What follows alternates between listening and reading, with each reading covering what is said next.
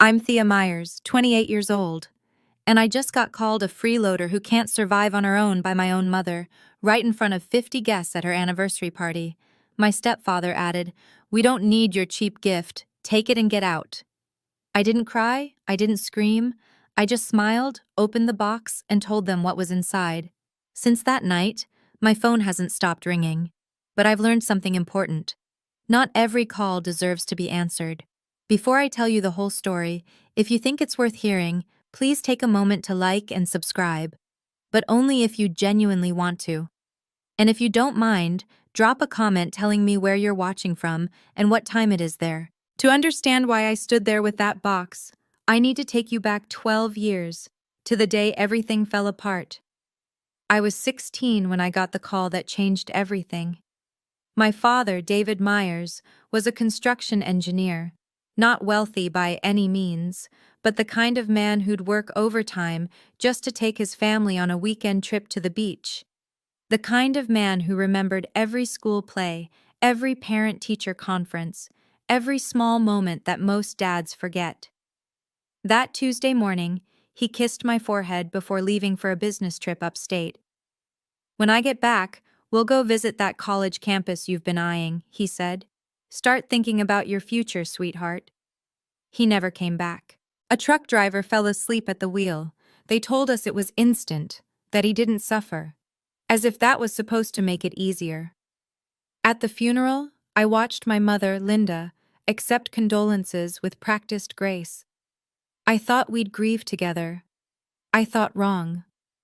Within 2 weeks, she'd packed all of Dad's belongings into cardboard boxes, his books, his tools, even the watch his father had given him. She didn't ask if I wanted to keep anything. Not a single thing.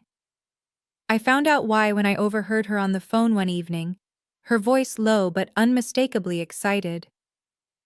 "The insurance money came through," she said. "I can finally start over."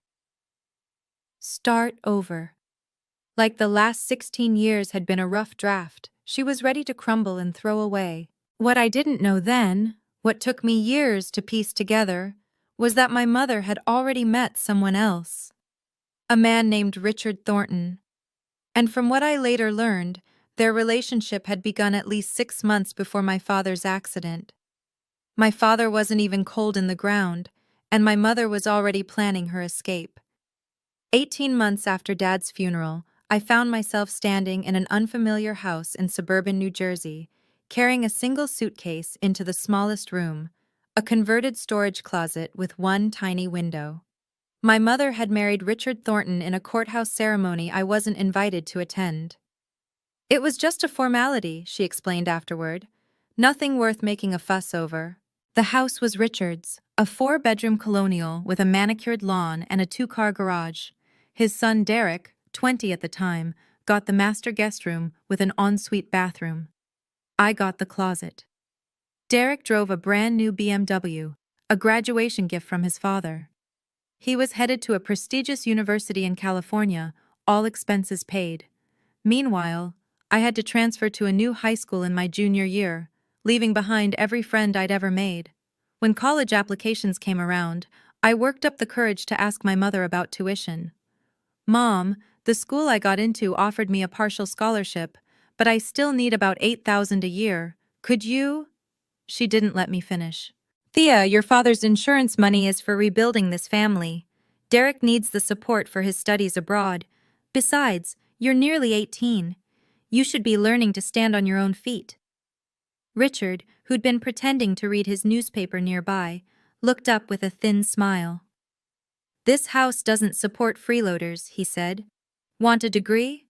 Earn a scholarship. That's how the real world works." I stared at them, my mother nodding along to her new husband's words, and realized the truth with devastating clarity. In their eyes, I was no longer family. I was an inconvenience left over from a life my mother wanted to forget. But what they didn't know would change everything. The night before my high school graduation, I lay in that cramped little room and did the math. No savings, no family support, a partial scholarship that still left an $8,000 gap each year, and a deadline. Richard had made it clear I was expected to be out of the house the day I turned 18. That was in 3 weeks. I'd tried everything: part-time jobs at the mall, tutoring younger students, begging my mother for just one conversation, one real conversation, about my future.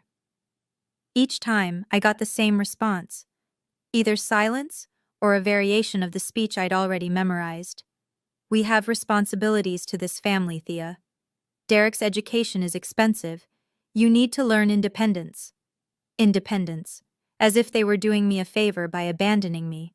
That night, staring at the water-stained ceiling, I felt the weight of everything pressing down. If I gave up now, I would become exactly what they already believed I was: a failure, a burden, someone who couldn't make it on her own. But how do you prove them wrong when you have nothing? My phone buzzed on the nightstand. I glanced at the screen. An unknown number with a Boston area code. For a moment, I almost ignored it. Probably spam, or a wrong number, but something made me pick up. "Thea?" A woman's voice, warm and cautious at the same time. "This is Patricia, your Aunt Patty, David's sister." My heart stopped. Aunt Patricia. I hadn't heard from her since the funeral. Mom had cut off all contact with Dad's side of the family almost immediately after remarrying. "I know your mother doesn't want us talking," Patricia continued, "but there's something important I need to tell you. Something your father left for you." That weekend, I told my mother I was staying at a classmate's house for a study session. Instead, I took a 6-hour bus ride to Boston. Aunt Patricia met me at the station. She looked so much like Dad, the same kind eyes, the same gentle way of tilting her head when she listened. The resemblance hit me so hard I almost cried right there on the platform. "Thank you for coming," she said, pulling me into a hug. "I know this wasn't easy."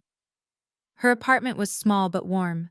Photographs of Dad as a young man covered one wall, images I'd never seen before, memories my mother had erased from our home. We sat at her kitchen table, and Patricia placed her hands over mine. "Your mother and I never got along," she admitted. "But that's not why I'm telling you this. I'm telling you because David made me promise." She explained how, after marrying Linda, my father had quietly begun to worry. Not about love. He loved my mother despite everything. But about what would happen to me if something went wrong. "Your dad didn't trust Linda with money," Patricia said carefully. "He saw how she spent, how she prioritized. He was afraid that if anything happened to him, you'd be left with nothing. So he planned ahead." I blinked. "Planned ahead how?" Patricia stood and walked to a closet in the hallway. When she returned, she was carrying a small wooden box with brass hinges. "Your father gave this to me 5 years ago," she said. "He made me promise to keep it safe, and to give it to you only when you truly needed it." She placed the box on the table between us. "I think, sweetheart, that time is now." My hands trembled as I opened the wooden box. Inside, resting on faded velvet, was a savings account passbook. The name printed on the front was mine, Thea Marie Myers. "Your father opened this when you were 3 years old," Patricia explained. "Every month, no matter how tight things got, he put something in. $20, $50, sometimes more if he got overtime." I opened the passbook to the last entry, $47,000. The room blurred. I couldn't breathe.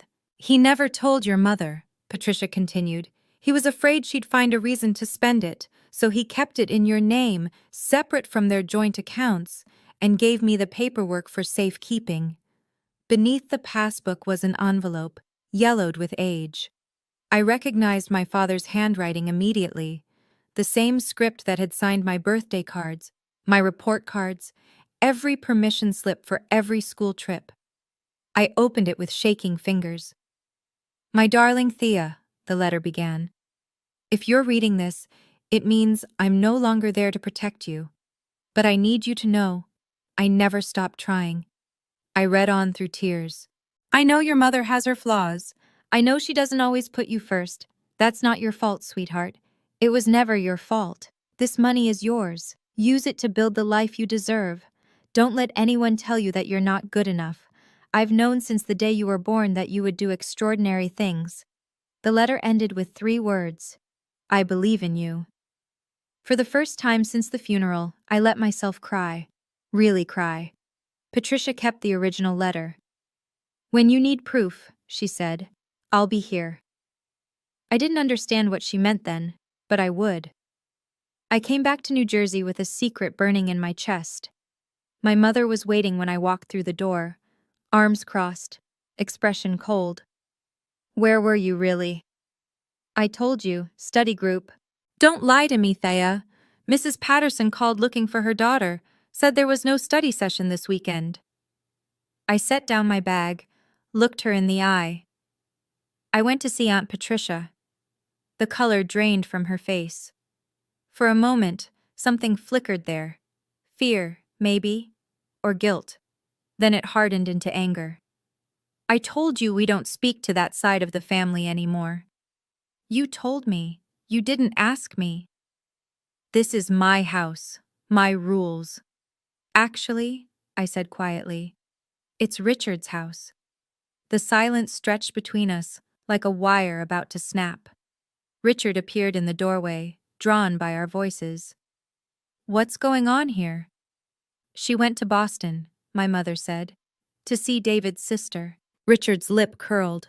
The one who couldn't keep her opinions to herself at the wedding she wasn't invited to? He stepped closer. Listen here. You're living under my roof. You follow my rules.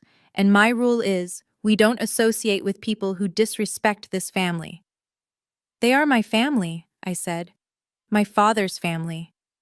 Your father's dead. The words hit like a slap. My mother said nothing, did nothing. Richard smiled.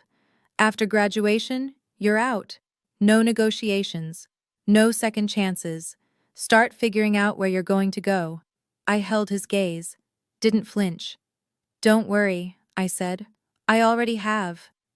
I walked past them both to my tiny room and closed the door. 3 weeks. That's all I had to endure. And then I'd be free. Graduation day arrived with perfect June sunshine and an empty seat where my family should have been. I walked across the stage alone, accepted my diploma alone, smiled for the photographer who asked if anyone wanted to take pictures with me, then shook my head and kept walking.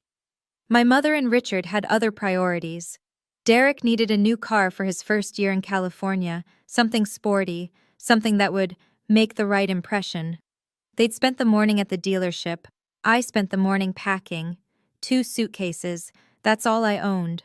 Everything I'd accumulated in 18 years fit into 2 rolling bags with room to spare. Before I left, I took one last look around the storage room that had been my bedroom. The water-stained ceiling. The tiny window that never let in enough light. The bare walls I'd never been allowed to decorate. I placed a note on the kitchen counter. Thank you for teaching me exactly who I can depend on. Then I called a cab, rode to the bus station, and bought a one-way ticket to New York City. Aunt Patricia had already arranged a small studio apartment near the campus where I'd be starting in the fall. Rent was affordable, the neighborhood was safe, and for the first time in 2 years, I had a door I could lock without asking permission. I sat on the bare mattress that first night, watching the city lights flicker through the window, feeling something I hadn't felt in so long I almost didn't recognize it. Freedom. Terrifying, exhilarating freedom. I didn't know then that I wouldn't speak to my mother for nearly a decade. I didn't know that the next time I saw her, I'd be holding a gift worth more than anything she'd ever given me. All I knew was that I had survived. And now, I would build. 10 years is a long time to stay silent. Freshman year. I waitressed at a coffee shop near campus, working 30 hours a week between classes. Some nights I survived on free day-old pastries and black coffee. I slept 5 hours if I was lucky. I never missed a single assignment. Sophomore year. I landed an internship at a small interior design firm downtown. The pay was nothing, barely enough for subway fare. But I learned more in 6 months than most people learn in 6 years. My boss noticed my eye for detail. She started giving me real projects. Junior year. Word spread. Clients began requesting me specifically. I started freelancing on the side, turning tiny apartments into spaces people actually wanted to live in. My portfolio grew, so did my savings. Senior year. I graduated summa cum laude. 3 firms offered me positions. I took the one that promised the most room to grow. At 25, I was promoted to lead designer at a prestigious Manhattan firm. My projects were featured in industry magazines. Clients with 7-figure budgets asked for me by name. At 27, I opened my own studio, Thea Myers Interiors. A small team, a growing reputation, and a client list that included some of the most influential addresses in the city. Through all of it, I kept my success private. No social media, no public interviews, no chance for certain people to find out what I'd become. Aunt Patricia was the only one who knew everything. She'd become my family in every way that mattered. And then there was Marcus. I met him at an architecture networking event when I was 26. He was kind, patient. He never pushed me to confront my past before I was ready. My mother never called, not once in 10 years. I was about to find out why. The invitation arrived on a Thursday in late September. I almost threw it away, thinking it was junk mail, one of those glossy charity gala requests that found their way to anyone with a Manhattan zip code. But the return address made me stop. Thornton Residence, Cedar Grove, New Jersey. Inside was a thick cream-colored card, embossed with silver lettering. You are cordially invited to celebrate the 15th wedding anniversary of Linda and Richard Thornton. 15 years. My mother had been married to that man for 15 years, and this was the first time she'd reached out. I called Aunt Patricia that evening. I got something strange in the mail today. When I told her, she went quiet for a long moment. I've heard things, Patricia said carefully. Through old friends from the neighborhood, Richard's business hasn't been doing well. Something about a failed expansion. They've had to make cuts. So they're struggling? Enough that people have noticed. Your mother's been less generous with her charity appearances lately. The country club membership is apparently in question. I stared at the invitation on my kitchen counter. You think that's why they want me there? I think your mother has never done anything without a reason. She was right. Linda Myers, Linda Thornton now, operated on calculation. If she was extending an olive branch after a decade of silence, it wasn't because she missed me. It was because she wanted something. What are you going to do? Patricia asked. I picked up the invitation again, ran my thumb over the embossed lettering. I'm going to go. Are you sure?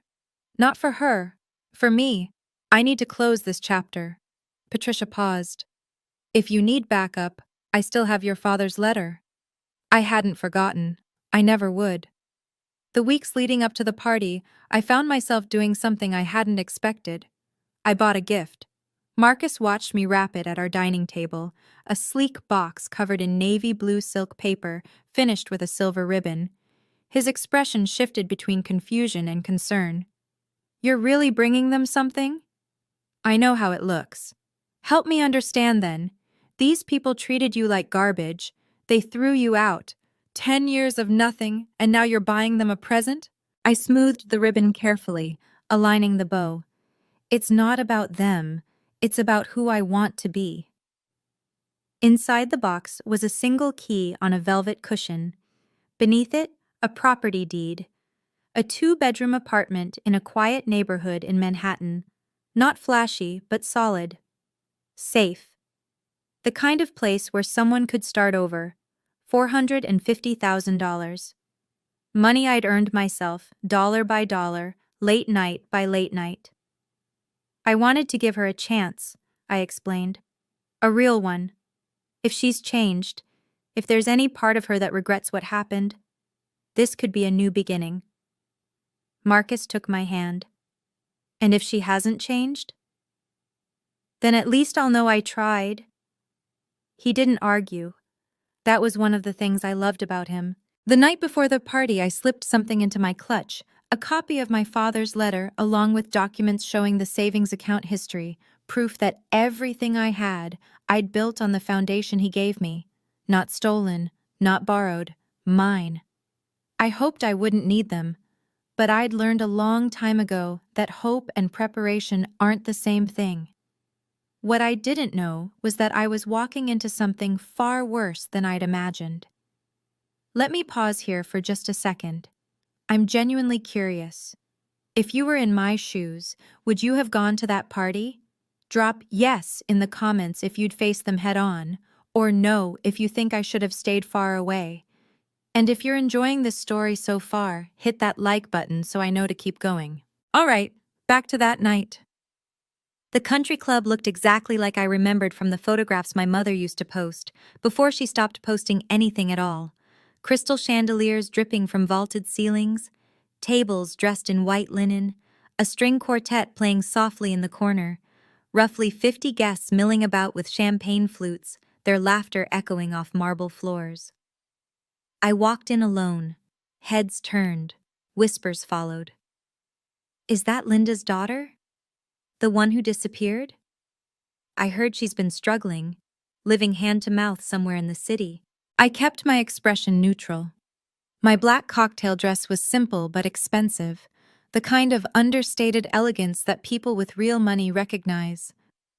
My hair was pulled back in a low chignon. In my hands, I carried the navy blue box.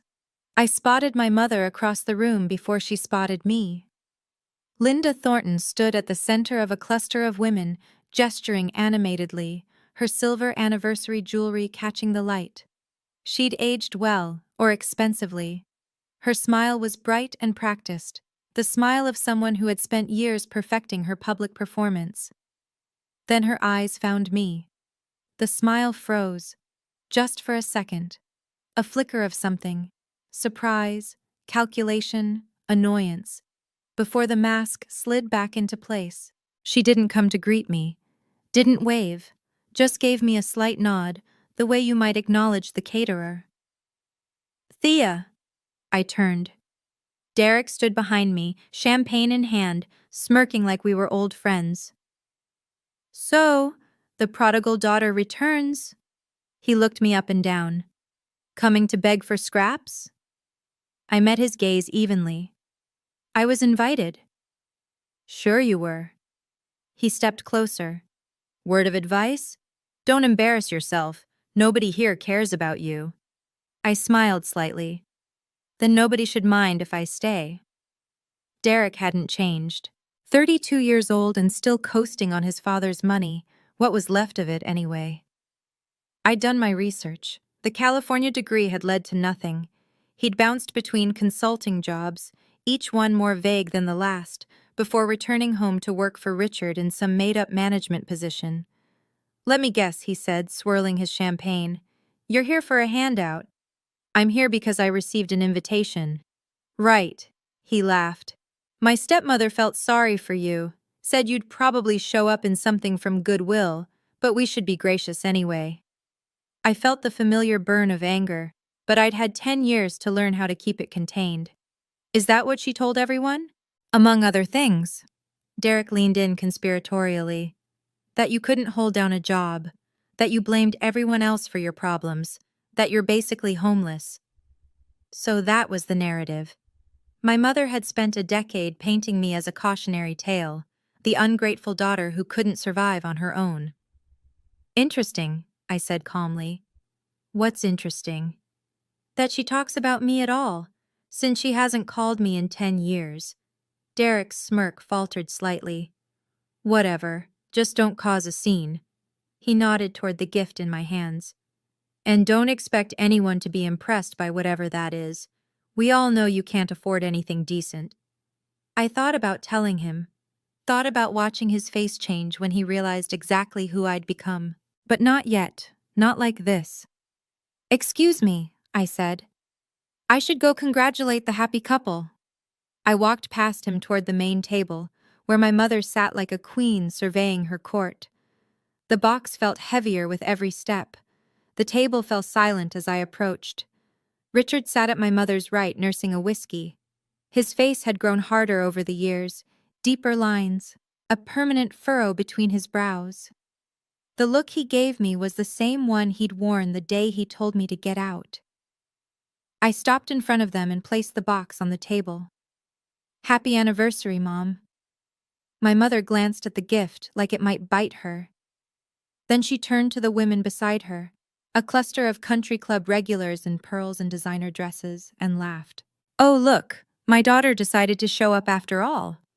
The women exchanged glances, polite smiles that didn't reach their eyes. "That's a lovely box," one of them offered. My mother didn't touch it. "I'm sure it's very thoughtful." She emphasized the word like it was a joke. Thea was never very good with gifts, or money, or planning ahead, really. Richard snorted. "Remember the Christmas she gave us those homemade picture frames?" Laughter rippled through the table. "What's in it?" another woman asked. My mother shrugged elaborately, pushing the box aside. "Probably something from a clearance rack. That's about all she can manage these days." Her voice was louder now, performing. "This is my daughter, everyone, the one I told you about." She gestured at me like I was an exhibit. "Hasn't called in years, couldn't manage to finish college properly, and now she shows up here with—" She waved dismissively at the box. "Mom, don't mom me." Her eyes hardened. "I know why you're here. You heard we were doing well and you came looking for a handout. Same as always." The room had gone quiet, dozens of eyes watching. "You're a freeloader, Thea. You always have been." Richard stood up, his chair scraping loudly against the floor. He grabbed the box and shoved it toward me, hard enough that I had to catch it against my chest. "We don't need your cheap gift." His voice carried across the room. "Take it and get out." And my mother nodded approvingly. "He's right, you're embarrassing yourself." The silence was absolute. Even the string quartet had stopped playing. 50 pairs of eyes burned into me, some pitying, some curious, some simply entertained by the spectacle. I could feel my heartbeat in my temples, the weight of every judgment, every assumption, every lie my mother had told about me pressing down. An older woman near the back shook her head slightly. A waiter froze mid-step, champagne bottle in hand. Someone whispered something that sounded like "poor thing." For a moment, I saw my 16-year-old self standing in that hallway, being told there was no money for her education. Saw my 18-year-old self carrying 2 suitcases out the door. Saw every version of me who had been told she wasn't enough, would never be enough. Then I felt something else rise up. Something that had been building for 12 years. Calm. I looked at my mother, at Richard, at the crowd of strangers who thought they knew my story. And I laughed, not bitter, not mocking. A genuine soft laugh of release. "What's so funny?" my mother snapped. "Nothing." I held the box steady. "I'm just thinking about how you have no idea what you just refused." "Excuse me?" I began untying the silver ribbon. "You wanted to know what's inside? Fine." I lifted the lid. "Let me show everyone." The room leaned in collectively.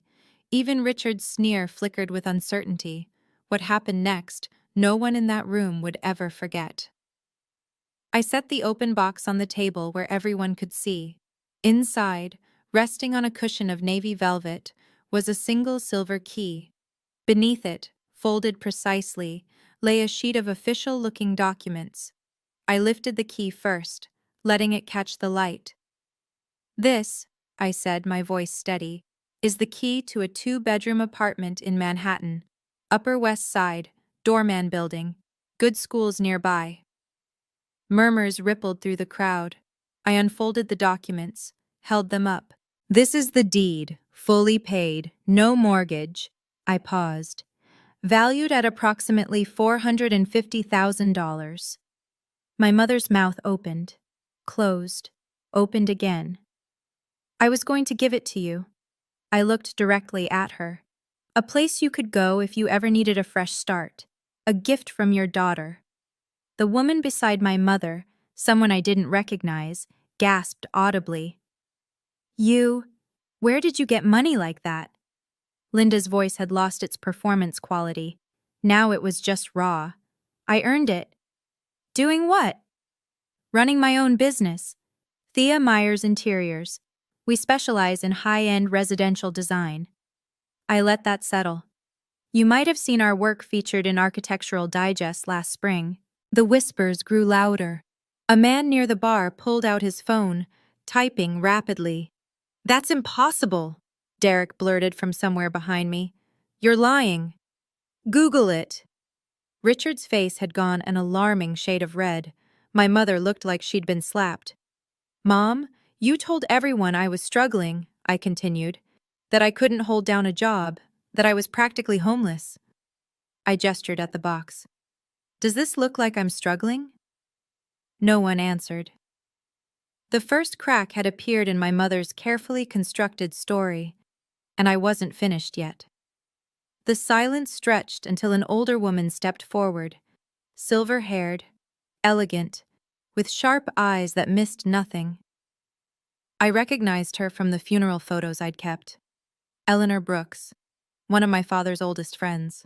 "Linda," her voice was cool and precise, "you told me your daughter was unemployed, living off the generosity of strangers, that she refused to take your calls." My mother opened her mouth, but nothing came out. "Mrs. Brooks," I nodded to her respectfully. "It's good to see you again." "Thea, dear." Eleanor's expression softened slightly. "I'm glad to see you're doing well, despite what I was led to believe." A murmur ran through the guests. More phones emerged. I could see people searching, reading, showing screens to each other. "She's really a designer," someone whispered. "There's a whole website." I turned back to my mother. "You never called me, Mom. Not once in 10 years.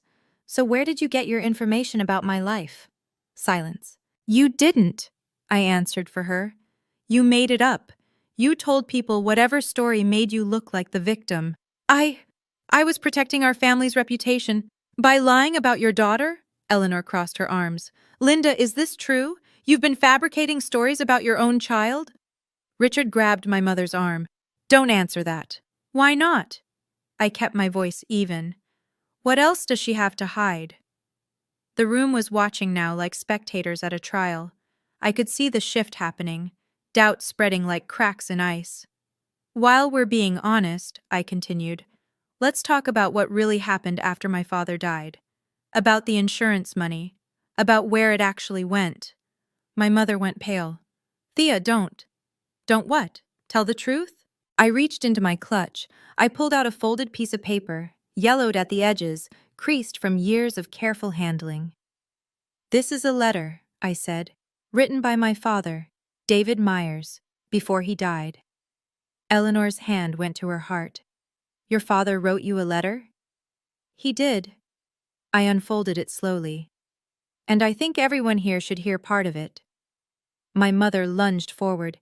"Give me that!" Richard held her back, his own face ashen. I began to read. "My darling Thea, if you're reading this, it means I'm no longer there to protect you." My voice stayed steady despite the tremor in my chest. "I know your mother has her flaws. I know she doesn't always put you first. That's not your fault, sweetheart. It was never your fault." A woman near the front wiped her eyes. "I've put aside money for you, separate from anything your mother can access. Use it to build the life you deserve. Don't let anyone tell you you're not good enough." I lowered the letter. My father knew. I looked at my mother. "He knew that if something happened to him, you wouldn't take care of me. So he made other arrangements." "David wrote that?" Eleanor's voice was barely above a whisper. "Linda, you told me he left nothing for Thea, that the insurance barely covered the funeral." My mother said nothing. "The insurance payout was over $200,000, I said quietly. "I never saw a penny of it. It went to this house, Derek's education, a new car, a country club membership."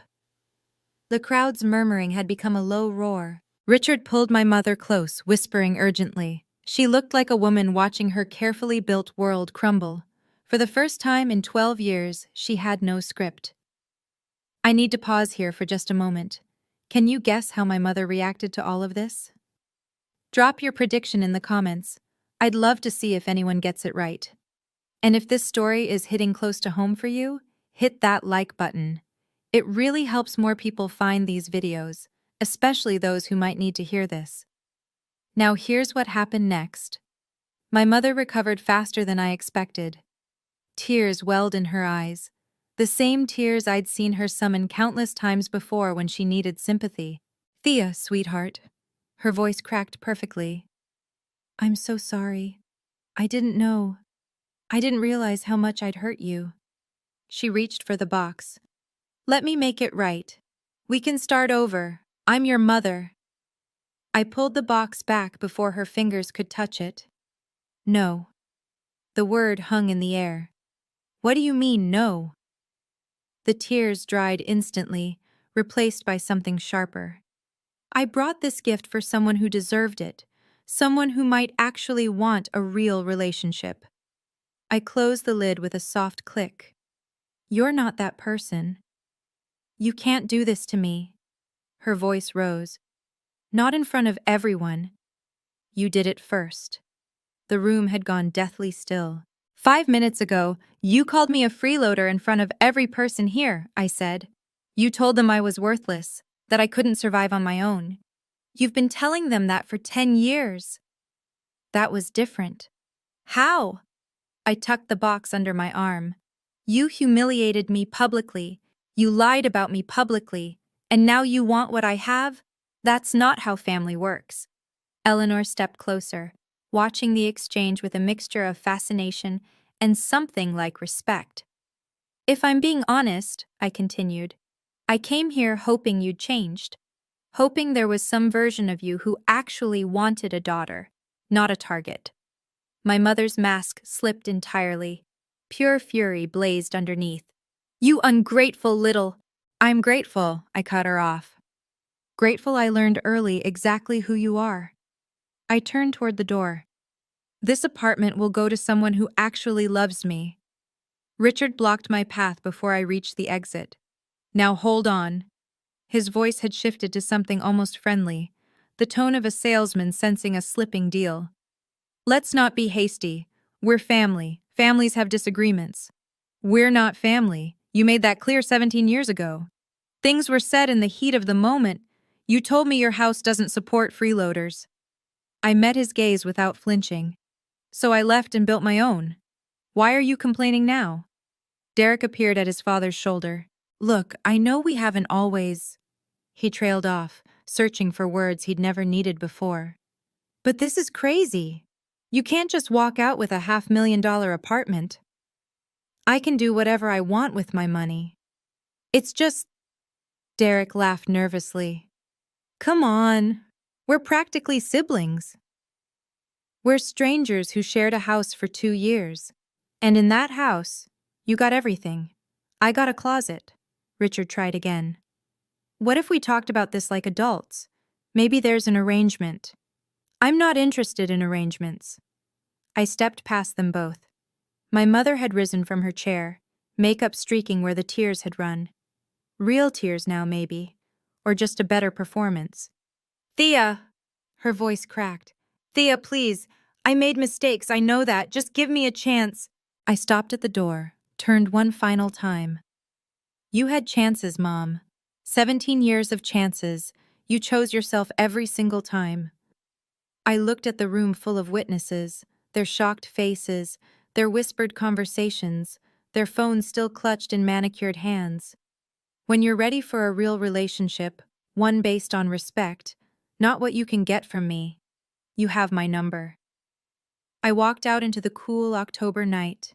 The door closed behind me like a final punctuation mark. Marcus was waiting when I got home. He didn't ask questions at first, just wrapped his arms around me and held on while the adrenaline slowly drained away. "How do you feel?" I thought about it, really considered the question. "Free," he smiled. "Good answer." My phone started buzzing before I'd even taken off my coat. Then it didn't stop. 47 missed calls from my mother, 12 from Richard, 8 from Derek. Numbers I didn't recognize, Probably guests from the party who'd gotten my contact information somehow. Text messages flooded in, one after another. Thea, please call me back. We need to talk. I'm so sorry. I didn't mean any of it. You can't do this to your own mother. Call me, please. Marcus watched the screen light up again and again. You going to answer any of those? Not tonight. I silenced the phone and set it face down on the counter. Maybe not ever. We ordered takeout and ate on the couch while the city glittered outside our windows. My phone lit up periodically in my peripheral vision, a persistent pulse of desperation I no longer felt obligated to acknowledge. What happens now? Marcus asked. I don't know. I leaned into him, finally letting myself feel how exhausted I was. I gave them the truth. What they do with it is their problem. And the apartment? I smiled. I have someone in mind. For the first time in 12 years, the weight I'd been carrying, the constant grinding awareness of being unwanted by the people who were supposed to love me most, felt lighter. Maybe it would never disappear completely. But tonight, watching the city lights with someone who chose me freely, it was enough, more than enough. The fallout arrived in pieces over the following week. Aunt Patricia called first, barely containing her satisfaction. You'll never guess what I heard. Eleanor Brooks, it turned out, had quite a large social circle. By Monday morning, the story of the anniversary party had spread through every women's group, charity committee, and country club dining room in a 50-mile radius. Linda tried to do damage control, Patricia reported. Told everyone you'd misunderstood, that the letter wasn't real, that you'd always been difficult. Did anyone believe her? Not after 3 separate guests confirmed they'd Googled your company during the party. Patricia's voice carried a note of grim satisfaction. Your website got 1,500 visitors that night alone. The business consequences came next. Richard, I learned, had been in the middle of negotiating a major contract with a regional supplier. The supplier's CEO was a close friend of Eleanor Brooks. After hearing what happened at the party, they'd requested additional time to review the terms. Additional time stretched into weeks. The deal eventually went through, but at significantly less favorable terms. Derek's mother, Richard's first wife, apparently caught wind of the drama from her own social network. She called Derek to express her profound disappointment in how he'd treated his stepsister and cut his monthly support check by half. None of this brought me joy. I didn't check my mother's social media for signs of suffering or count the ways karma had balanced the scales. But there was something quietly satisfying about knowing the truth was finally out there. For years, my mother had controlled the narrative. Now the narrative had corrected itself. Patricia asked if I regretted any of it. No, I said. I just wish I'd done it sooner. She laughed. Your father would be proud. I hoped so. 2 weeks after the party, I answered my mother's call, just once, for closure. Thea. Her voice was hoarse, stripped of its usual polish. Thank you for picking up. I almost didn't. A long pause. I know. I understand. I waited. I want you to know. She took a shaky breath. I've been thinking about everything you said, about the choices I made. I know I wasn't the mother you needed. This was the part where I was supposed to say it was okay, that I forgave her, that we could start fresh. I didn't. What specifically do you regret, Mom? Silence. Because from where I'm standing, it sounds like you regret getting caught. Not what you actually did. That's not... She stopped. Started again. When your father died, I was terrified. I grew up with nothing. My mother was abandoned with 3 kids and no money. I swore that would never be me. So you abandoned me instead? I didn't see it that way. I know, that's the problem. I heard her crying, real crying this time, the ugly, graceless kind. I just wanted to be safe, she whispered. I was so scared of ending up with nothing. I understand fear. I kept my voice gentle but firm. But being scared doesn't give you the right to hurt the people who depend on you. What can I do? How do I fix this? I don't know if you can. I took a breath. But if you want any kind of relationship with me going forward, it has to be real. Equal, no manipulation, no stories about me to your friends. Okay? And no calling to ask for money or favors. A longer pause. I understand.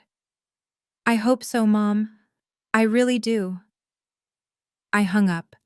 It wasn't forgiveness, but it was a boundary. 6 months later, I gave away the apartment, not to my mother, to Aunt Patricia. She stood in the empty living room, tears streaming down her face, the key clutched in her hand like a lifeline. Thea, I can't possibly. You can. I hugged her tight. You're the one who saved me. You kept Dad's promise when no one else would. This is yours. She'd spent 30 years in that tiny Boston apartment, paying off nursing school debt, working double shifts at the hospital. She deserved a place with good light and a doorman and neighbors who brought cookies at Christmas. The feature in Architectural Digest led to 3 new high-profile clients. My team expanded from 4 people to 7.